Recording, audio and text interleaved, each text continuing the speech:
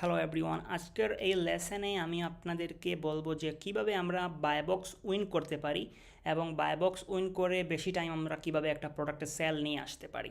So দেখেন, by box win করা rocket science না যে আপনার অনেক কিছু করতে হবে। সো বাই বক্স কী জিনিস সেটা আমি আপনাদেরকে বলে দিই। সো বাই বক্স হচ্ছে যখন আপনার কাছে থাকবে তখন যখন কাস্টমার আসবে একটা প্রোডাক্ট পারচেস করার জন্য, তখন এখানে সেলারের নাম সহ হবে। দেখেন ওই বাই বক্স ওই সেলারের কাছে আছে, ফাইন ট্রেডস এলএলসি স্টোর্স তার কাছে আছে, সেখানে সেলারের নাম সহ হচ্ছে এই জায়গায়।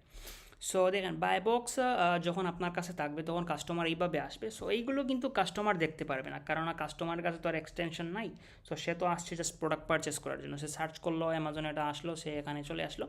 সো যখন আপনার হাতে বাই বক্সটা থাকবে তখন এইভাবে অপশন আসবে। তো যখন কাস্টমার বাই নাওয়ে ক্লিক করবে তখন আপনার কাছেই সেলটা আসবে।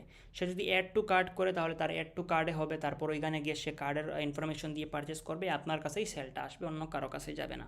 সো বাই বক্স কীভাবে উইন করতে হয় আমি আপনাদেরকে এই জিনিসটা একটু দেখিয়ে দিই। সো এখানে আমি নিউ সেলারে ক্লিক করলাম, মোর সেলারে।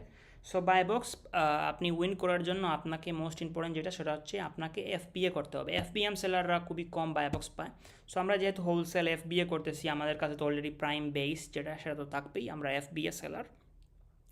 সো এক হচ্ছে এটা। দ্বিতীয় হচ্ছে যে আপনার ধরেন সব থেকে নিচে আপনাকে প্রাইস দিতে হবে।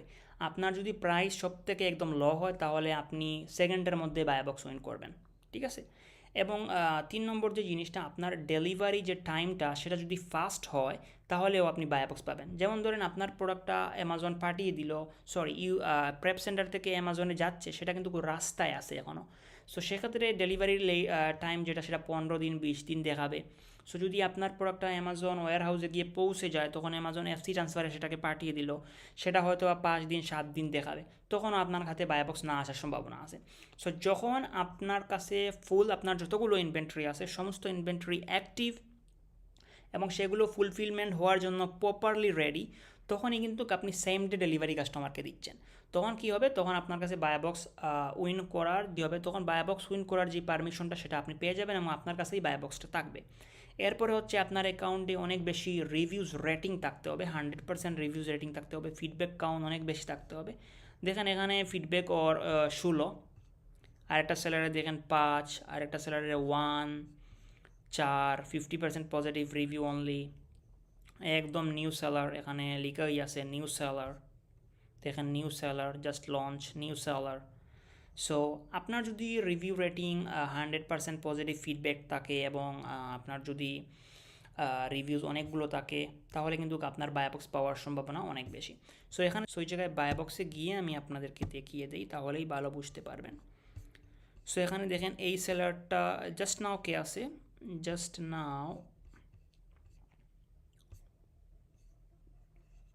War is just now, yes এখানে।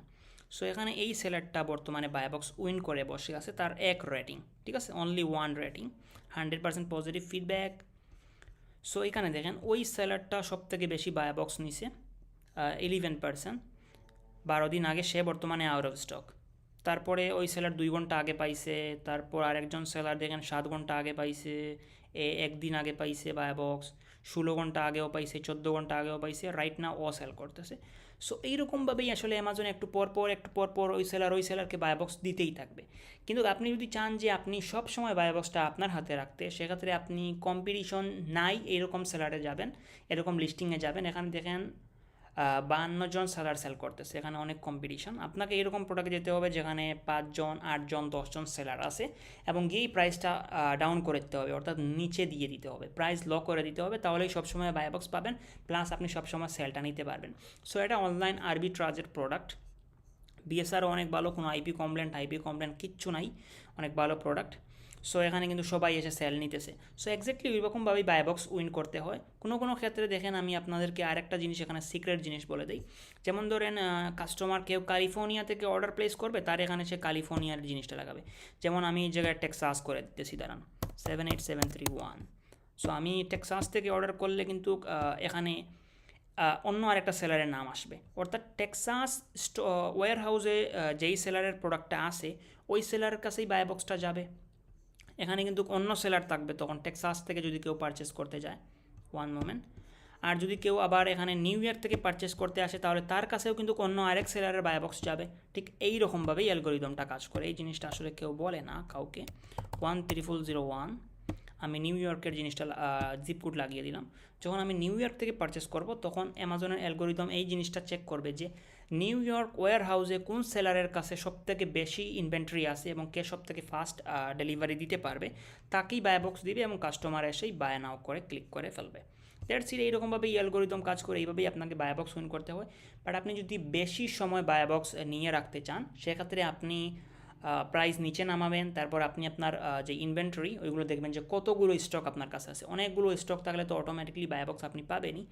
আর সবথেকে নিচে যদি আপনি প্রাইস করে দেন একদিনের মধ্যেই বাই বক্স পাবেন। আমি যখন প্রথম প্রোডাক্ট লঞ্চ করি আমি $1 নিচে নামিয়ে দিয়েছিলাম, তো প্রথম দিন থেকেই আমার সেল হওয়া স্টার্ট হয়ে গেছিলো।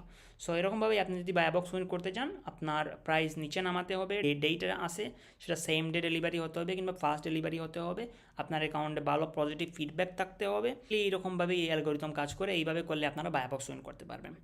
সো এই ছিল এই লেসনে যে কীভাবে আসলে বাই বক্স উইন করবেন। So thanks for watching.